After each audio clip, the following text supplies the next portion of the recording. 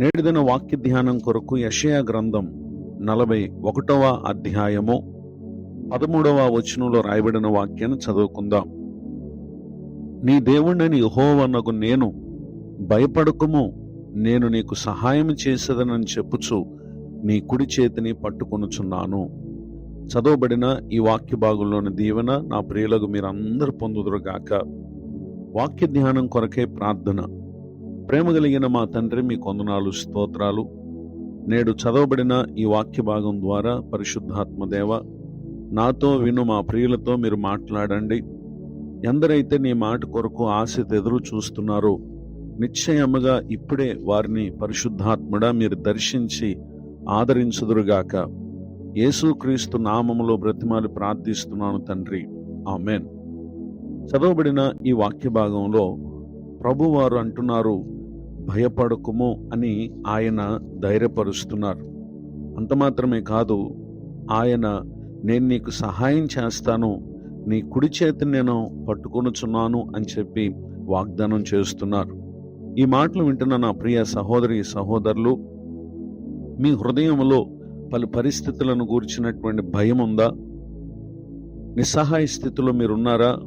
నిశ్చయంగా మీ ప్రతి పరిస్థితిని తెలిసినటువంటి దేవుడు ఈ దినాన ఈ వాగ్దానమును ఆయన మనకు సెలవిస్తూ ఉన్నారు. దేనిని గూర్చి మనం దిగులు పడిన అవసరం లేదు, భయపడిన అవసరం లేదు.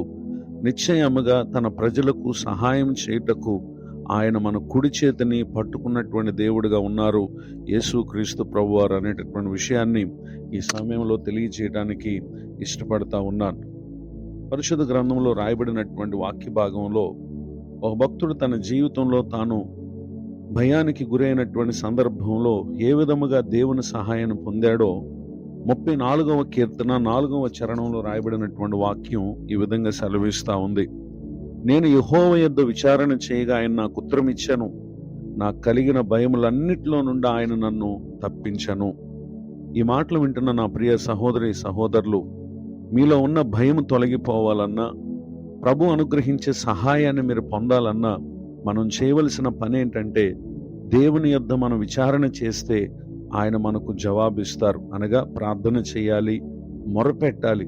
భయపడటం వలన మనకు నష్టమే కానీ భయాన్ని కలుగు చేస్తున్న పరిస్థితుల్లో దేవుని యొద్దకు వచ్చి మనం మొరపెడితే ఆయన మనకు ఉత్తరం ఇస్తారు. అంత మాత్రమే కాదు, మనకు కలిగిన భయములన్నిటిలో నుండి ఆయన మనలను తప్పిస్తారు. నాడు ఇశ్రాయేలు ప్రజలకు రాజు అయిన సౌలు దావీదును నశింప చేయాలని తరుముతూ ఉన్నటువంటి దినాల్లో అబీమెలెకు అనేటటువంటి రాజు నొద్దకు వెళ్ళినటువంటి సందర్భంలో అబీమెలెకు వాస్తవానికి దావీదును సౌలుకు అప్పగించాలి. కానీ ఆ సమయంలో అతడు అక్కడ వెర్రివాని వలె ప్రవర్తించినటువంటి విషయాలను మనం గమనించగలం. ఆ సందర్భంలో అతడు ఈ విధమైనటువంటి మాటలను పలుకుటను మనం గమనించగలం. తన కలిగిన భయములన్నిటిలో నుండి దేవుడు ఏ విధంగా తప్పించాడో ఈ దినమున మీరును మీ ప్రతి పరిస్థితిని బట్టి దిగులు పడక, అధైర్యపడక దేవునికి మొరపెట్టండి. ఇంతటి అద్భుతమైన సహాయమును మనకు చేసేదనని వాగ్దానం చేసినటువంటి దేవుని సహాయమును మీరు మీ పరిస్థితుల్లో పొందగలరని నిశ్చయముగా మీరు పొందాలని ప్రార్థిస్తూ కోరుతూ ఈ మాటలు ముగిస్తున్నాను. ప్రార్థన. కృపగలిగిన మా తండ్రి, మీ కొందనాలు. నేడు విన్న ఈ మాటల ద్వారా మా ప్రియులతో మీరు చేసినటువంటి వాగ్దానమును వారు స్వతంత్రించుకున్నట్లుగా ఇప్పుడే వారు మీ యందు విశ్వాసం ఉంచుటలో ఎంతమాత్రం సందేహించక నీ దీవెనను వారు పొందుదురుగాక. దైవజనులను, వారి కుటుంబాన్ని, సేవా పరిచయను దీవించండి. కృంగిన వారిని, దుఃఖితులను ఆదరించి ఓదార్చండి.